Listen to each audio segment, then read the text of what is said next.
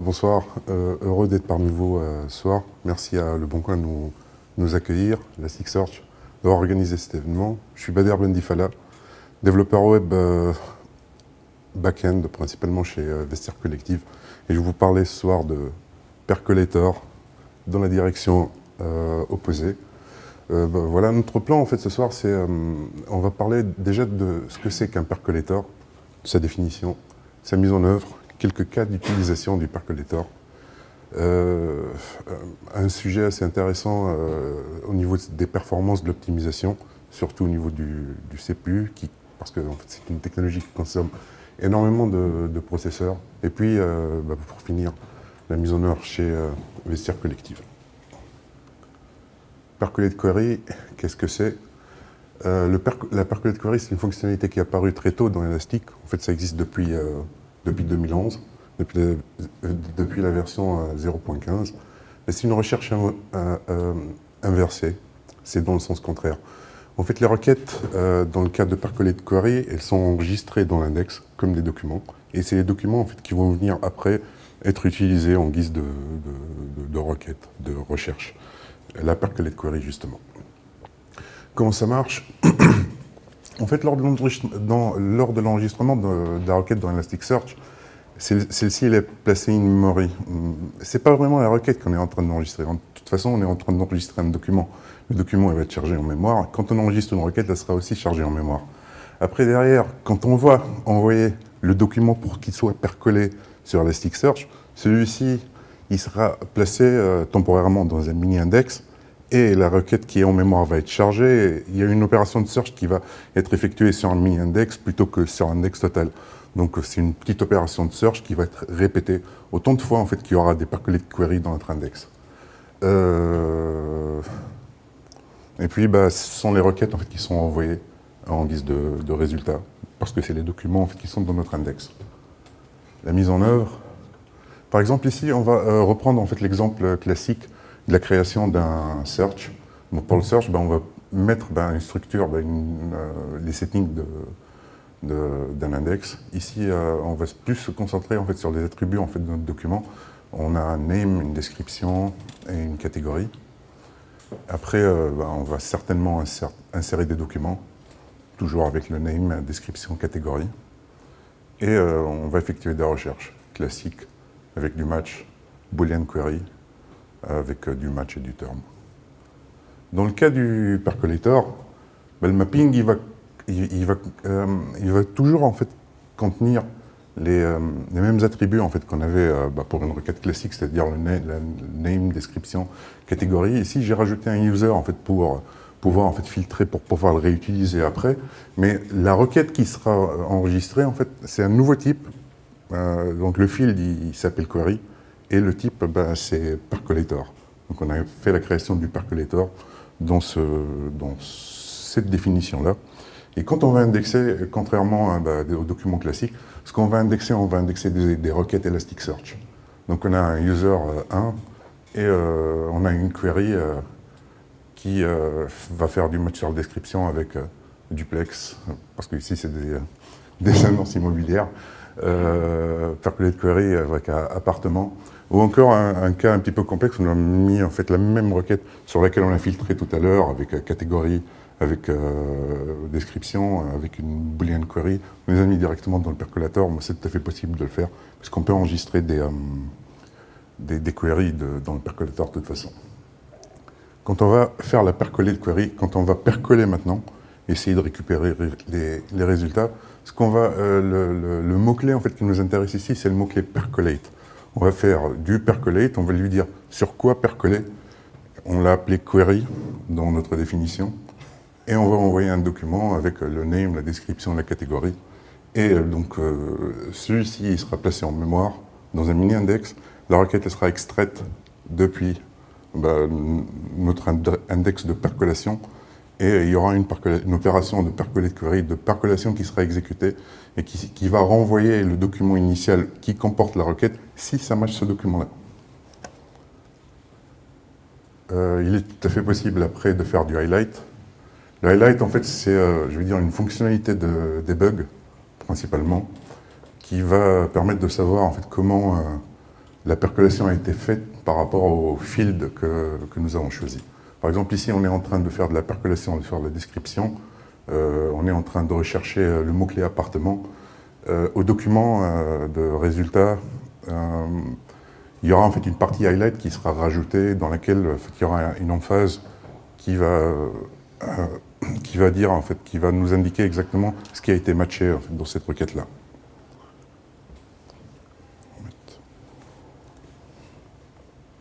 Use case. Plusieurs usages possibles, mais deux sont à retenir, la notification et la classification. Le système de notification, alerting, sont le use case principal en fait, du Percolate Query. Donc on est en train de faire de la recherche inverse, c'est-à-dire un utilisateur il vient, on ne sait pas ce qu'il cherche encore parce que son produit en fait il va venir dans l'avenir. Quand il va venir, on a sa requête, on va essayer en fait de faire une recherche inversée. Et justement, c'est le but de la Percolate Query. Un autre domaine, en fait, il peut changer, c'est-à-dire on peut avoir un site de recherche de voitures, d'immobilier, de mode, de petites annonces. Ça sera toujours en fait le même cas d'utilisation. Et puis la classification des documents, en fait, c'est un cas de figure, c'est un use case à considérer.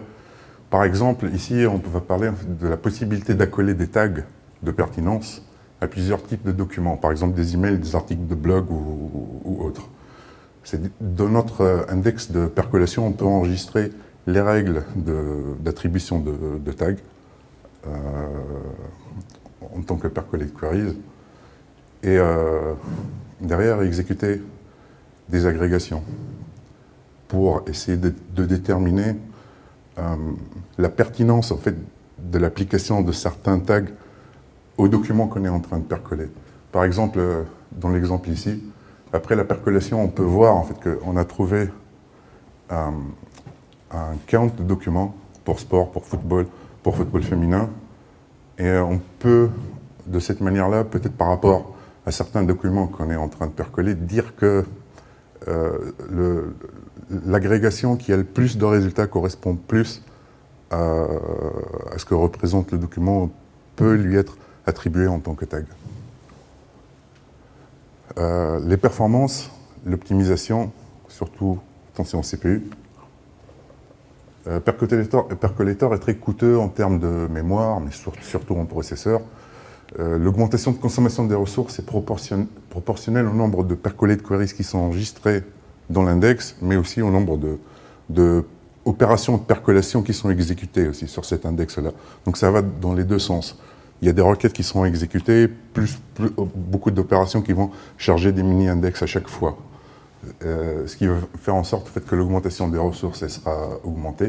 Il y a des solutions assez simples pour optimiser la consommation de ressources. Par exemple, on peut utiliser un cluster spécifique à la percolation. On ne peut pas l'utiliser pour différentes choses. On peut désactiver l'highlight. On peut faire du bulk index percolate queries pour réduire le nombre de requêtes télécharge réseau et laisser plus de marge pour le search. Quand je dis bulk index percolate queries, je veux dire à chaque fois en fait, qu'un utilisateur souhaite enregistrer une recherche, on va envoyer ce document-là et il sera enregistré, ils seront enregistrés un par un en fait, dans notre index. On peut faire en sorte d'avoir un broker, un consumer qui va récupérer, selon certaines conditions, plusieurs documents et faire leur insertion dans notre index en même temps plutôt que de les faire un par un, ce qui va impacter un petit peu la fonctionnalité de search qui est toujours exécutée sur le même index. Une autre fonctionnalité qui peut être utilisée pour améliorer les performances, c'est le multi-percolate query. Comme on peut enregistrer plusieurs percolate queries dans notre index, il y a aussi la possibilité de collecter l'ensemble des documents qui seront envoyés pour être percolés et ne pas les envoyer de percolation en fait, document par document. Supposons qu'on est en train de percoler des produits, par exemple. À chaque fois, en fait, supposons qu'il y a un produit qui va arriver toutes les secondes. Toutes les secondes, ce qu'on va faire, on va créer un mini-index, on va placer le produit dedans et on va faire de la percolation. Et c'est une opération qui sera faite en parallèle, par exemple. Et ce sera une opération assez intensive, je vais dire. Il est possible en fait de décaler un petit peu le temps de regrouper 5, 10, 100 documents pendant 15 minutes. On regroupe les documents, les envoyer en même temps. Donc tous ces documents-là, ils seront insérés dans un seul index temporaire sur lequel vont être exécutés en fait les queries qui sont enregistrées dans l'index. Donc ça, c'est une possibilité d'amélioration des performances de la percolation. Quelque chose d'intéressant aussi, c'est le sharding. Mais le sharding, ce n'est pas relatif uniquement au percolate query, c'est relatif d'une manière générale à Elasticsearch. Il y a quelques règles de base, mais c'est surtout en fait le test et surtout en fait avoir une connaissance théorique du besoin qu'on a, nous, dans notre système, son état actuel, son évolution. Par exemple, là, on sait que théoriquement, on ne peut pas dépasser... il n'est pas recommandé de dépasser 20 shards par 1 gigabyte de heap, mais il n'est pas nécessaire justement d'arriver jusqu'aux 20 shards. Ce qu'on peut faire, on peut commencer par 3 shards, insérer le nombre de documents en fait, qu'on estime avoir pendant notre usage aujourd'hui, ou par exemple qu'on va avoir dans un an dans l'index de percolation.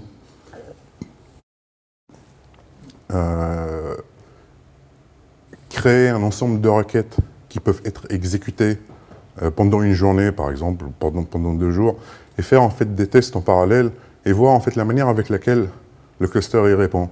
Par exemple, on peut déterminer que juste avec 3 nœuds, 3 shards par nœud, ben on a ce qu'il faut. Et quand on va rajouter un 4e, on voit en fait que ça n'améliore pas vraiment les performances en fait, de notre percolation. On peut en rajouter un 5e, ça n'améliorera pas. Peut-être qu'il faut commencer à 3 au début et que ça correspond parfaitement en fait, aux besoins.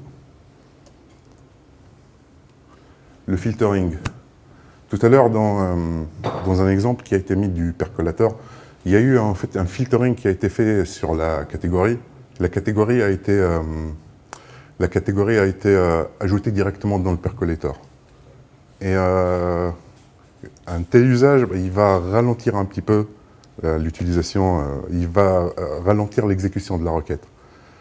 Donc il est préférable en fait de faire du matching sur du texte, principalement dans le percolator, garder la catégorie en dehors et faire du filtering dessus. Comme on est en train d'exécuter en fait, des requêtes Elasticsearch, on peut exécuter du percolator, on peut exécuter en fait aussi du filter. On peut exécuter du percolator et du filter avec des Boolean queries. On peut aussi, puisqu'on est en train d'exécuter du filter, on n'a pas de score, réduire le temps d'exécution de notre matching grâce juste à l'utilisation en fait, de ce filter-là. Par exemple, comme ici, on peut voir qu'on a créé le document. Au lieu de rajouter la catégorie dans la requête de matching, il a été rajouté dans un boolean filter et dans une term query, avec query 2, qui est plus rapide que d'insérer la catégorie à l'intérieur du percolator, de la percolate query. Éviter les requêtes coûteuses, regex et wildcard, c'est-à-dire à chaque fois en fait, qu'on est en train de faire de la tolérance au niveau du matching pour dire qu'on va essayer de corriger une erreur et essayer de la corriger avec une regex ou avec une étoile pour remplacer en fait tous les caractères en fait, dont on n'a pas besoin, c'est-à-dire essayer juste de cerner les premiers et les derniers caractères. Ça, c'est très coûteux au niveau du matching. On pourrait, en contrepartie, passer par un tokenizer, par exemple Ngram, qui va nous renvoyer un ensemble de mots-clés qui pourraient être enregistrés en tant que tableau de mots-clés, ou plutôt créer un tokenizer personnalisé. La mise en place chez Vestiaire Collective. Vestiaire Collective, pour ceux qui ne connaissent pas, en fait, c'est un site de vente d'articles de mode et d'articles de mode de luxe. Et c'est situé à Paris. Donc quand on va sur le site, on peut commencer à faire on peut commencer à naviguer et en même temps à créer notre alerte. Directement, on va passer par notre menu, on va choisir par exemple un univers, une catégorie. Par exemple ici, on a choisi une marque. On va passer en fait sur une autre page avec cette marque-là. On voit sur la gauche en fait qu'il y a la possibilité de rajouter de nouveaux filtres pour la recherche. Et on peut donc enrichir cette recherche au fur et à mesure en fait, qu'on est en train de rajouter ces filtres. Et il y a la fonctionnalité en haut à droite de création d'alerte. Donc on peut créer une alerte et ça va nous ouvrir une pop-up avec l'ensemble des filtres que nous avons choisis. Il reste juste à indiquer en fait, la fréquence avec laquelle et la manière avec laquelle on souhaite être notifié. Et on passe à l'enregistrement. Cet enregistrement-là, il devrait correspondre à une percolée de query en fait. Quand on enregistre en fait, cette valeur-là, elle va passer immédiatement dans Elasticsearch en tant que query. Donc ici, d'après ce qu'on voit, en fait, il n'y a pas de mots-clés, il n'y a pas de texte, de keyword qui a été saisi. Donc c'est principalement du filtering. Et ces informations-là, ils seront enregistrées en tant qu'attribut du document, sans une query avec une Elasticsearch query à l'intérieur. Mais par contre, il y a une autre manière en fait, de le créer, c'est de le créer manuellement depuis l'espace d'administration. Quelques chiffres. Chez Vestiaire Collectif, donc on a environ 2,2 millions de recherches enregistrées, en constante augmentation. Plus d'alertes créées que d'alertes supprimées. Donc ça va augmenter aussi ce nombre de 2,2 millions. Je pense en fait que d'ici peut-être la fin de l'année, il passera facilement au rythme actuel à 3. La majeure partie des clients ont leur notification activée, donc on va passer automatiquement sur la notification du matching. Un produit toutes les secondes pendant les heures d'affluence varie de 4 à 10 le soir, par exemple, ou l'après-midi. On a environ 4000 nouvelles recherches enregistrées chaque jour et 9 millions de notifications envoyées par jour sur tous les canaux, c'est-à-dire push email, push sur Android, iPhone, et notifications natives de l'application, dont 3,5 millions qui sont uniques. Quand on parle en fait de ces chiffres-là, on commence automatiquement en fait, à réfléchir sur la performance en fait, des requêtes qui seront exécutées. Quand on sait en fait, qu'on a un produit qui arrive toutes les secondes, les heures pendant les pics, combien de temps est-ce qu'on va avoir pour pouvoir le chercher et pouvoir en fait, faire une action derrière? Ça va dépendre en fait, de la manière avec laquelle on va gérer en fait, les notifications. Par exemple, on peut gérer les notifications, on peut dire qu'un délai de 10 minutes, comme c'est notre cas, il est acceptable pour envoyer en fait, une notification d'un produit qui vient tout juste d'arriver par push ou par email ou par autre moyen, par notification native d'application. Il faut que derrière, en fait, l'application, au niveau de la percolation, elle soit assez performante pour pouvoir suivre ce rythme-là. Et donc, c'est pour ça que presque toutes les règles en fait, d'optimisation qui ont été mentionnées au début en fait, ont été appliquées, notamment au niveau du filtering, parce que si on enregistre nos filtres directement à l'intérieur de la requête de percolation, ça va corrompre un petit peu le temps de réponse. Il faut filtrer, essayer en fait, de limiter au plus la partie percolation sur le texte. On va constater en fait, de cette manière-là qu'on va limiter, on va même réduire en fait, le nombre d'alertes qui sont concernées par des percolés de query, parce qu'il y aura uniquement les alertes avec des keywords qui seront concernés en fait, par cette opération-là. Vous me direz aussi, si on va matcher sur du filtering, il va rester en fait quand même un cas de figure bloquant. Le cas de figure en fait qui est bloquant, c'est que on va essayer de matcher en fait tous les attributs de produit quand il arrive sur une alerte qui est enregistrée dans l'index avec certains attributs. Ça peut ne pas matcher. Parce qu'au niveau de l'enregistrement, on n'est pas en train d'enregistrer tous les attributs d'un produit lorsque une personne fait un enregistrement de recherche. Dans ce cas-là, en fait, ça a été contourné assez rapidement par des Boolean queries, où on fait du OR, principalement. Donc on essaie de match. Ici, on peut voir qu'il y a du term query, du terms query, avec du should à l'intérieur. Donc, soit ça match, soit l'attribut, en fait, il n'existe pas. Et c'est beaucoup plus performant que de rajouter certainement dans la percolate query. Comment ça fonctionne? Bah, il y a un user en fait, qui va enregistrer son search via une API, un CRUD API. Ça va partir sur Mongo comme enregistrement principal. Ça sera répliqué sur Elasticsearch. On n'utilise pas en fait d'outil de réplication. En fait, c'est un outil de réplication qui a été écrit, qui a été développé en interne. Derrière, en fait, le processus de matching il sera initié par un Product Qualification Agent qui va valider un produit. Une fois que le produit il est validé dans le Product Management System, celui-ci il sera poussé sur la Matching API. C'est au niveau de la Matching API qu'on va construire mais une très grande requête. Visuellement, c'est quand on essaie de percoler juste le document, c'est beaucoup plus simple.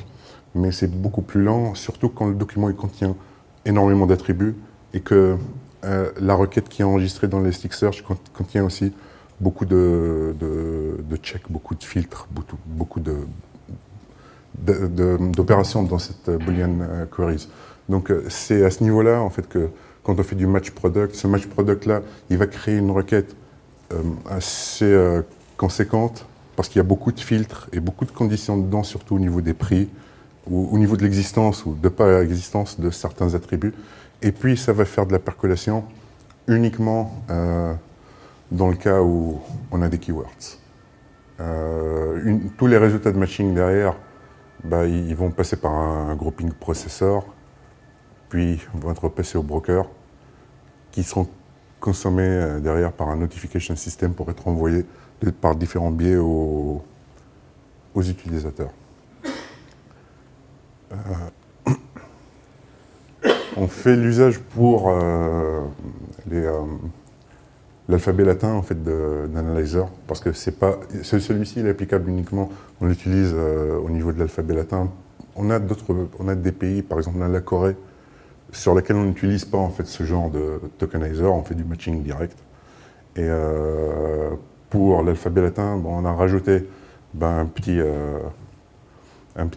analyzer qui s'appelle Sundar ASCII Folding, qui utilise deux filtres, lowercase et ASCII Folding, pour faire du lowercase d'une part, et que derrière aussi on enlève tous les caractères accentués. Pour avoir, parce que cet analyzer-là, il ne s'exécute pas en fait en même temps qu'on est en train d'enregistrer la requête. Quand on veut enregistrer la requête, on veut la nettoyer un petit peu juste avant de faire de l'enregistrement en fait, dans le percolate query. Donc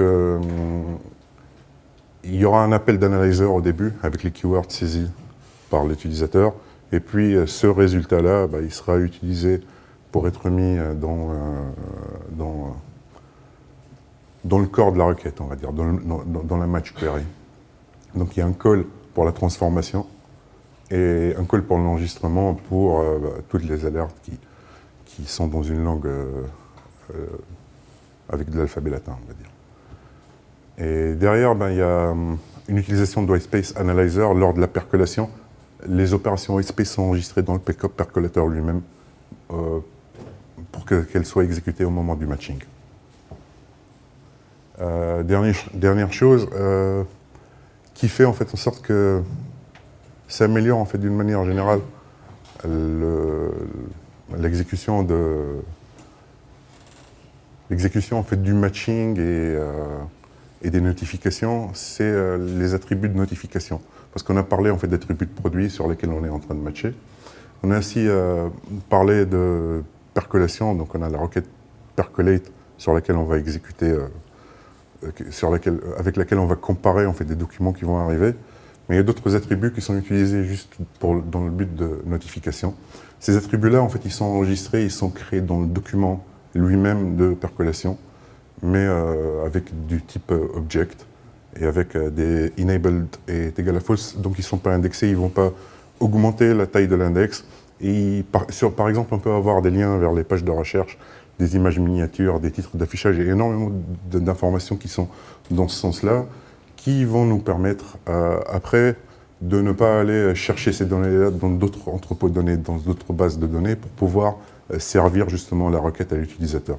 Donc elles sont créées dans l'index, mais elles ne sont pas indexées et on ne recherche pas dessus. Et elles sont utilisées juste au moment en fait, de la notification pour servir le message. Je vous remercie.